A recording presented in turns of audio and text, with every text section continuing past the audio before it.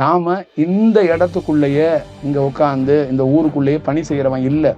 நாம் உலகத்துக்கான ஒரு பணி செய்யக்கூடியவன். தமிழ்நாட்டுக்காக, இந்தியாவுக்காக, என்னுடைய மாவட்டத்துக்காக வேலை செய்யக்கூடியவன் இல்லை. நான் என்னையே உலகத்துக்காக அர்ப்பணிக்கக்கூடியவன்.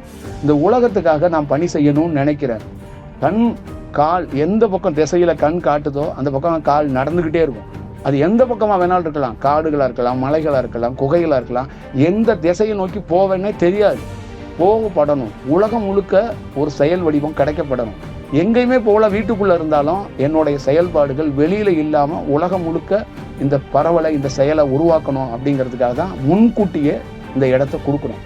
அப்போ இந்த இடத்த நீங்கள் ஒரு நல்ல செயலுக்கு நீ ஒன்றுமே செய்ய வேண்டாம், சும்மா உட்காந்துரு. என்னைக்காவது ஒரு நாள் உனக்கு இந்த இடத்தோட உண்மையான செயல் தெரியும்.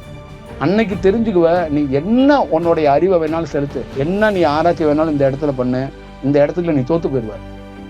நான் சவால் விட்டு சொல்கிறேன், இந்த உலகத்தில் பிரிந்த எத்தனை அறிஞன் வேணாலும் கூட்டிட்டு வா, இங்கே தியானம் பண்ணுற பெரிய எக்ஸ்பர்ட்டை கூட்டிட்டு வா, நீ பெரிய அறிவாளி ஒரு முட்டாளை கூட்டிட்டு வா, உனக்கு சாமியே பிடிக்காதுங்கிற உன் மகளையோ மகனை கூட கூட்டிட்டு வா, சில நாள் இந்த இடத்துல தூக்கி போடு, அந்த பொருள் தன்மை மாறுதா மாறலையான்னு மட்டும் பாரு.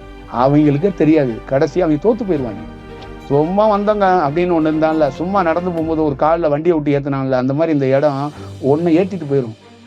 இந்த இடத்துக்கு அவ்வளோ பெரிய வசியம், அவ்வளோ பெரிய ஒரு லைஃப் உண்டு அப்படிங்கிறத உணர்ந்துக்கணும்.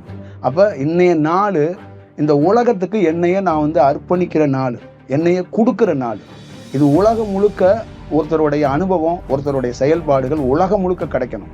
ஒரு தனிப்பட்ட முறையில் ஒரு மொழி சார்ந்து, ஒரு இடம் சார்ந்து, ஒரு மாநிலம் சார்ந்து, ஒரு தேசம் சார்ந்து ஒருத்தர் வாழ முடியாது, வாழக்கூடாது.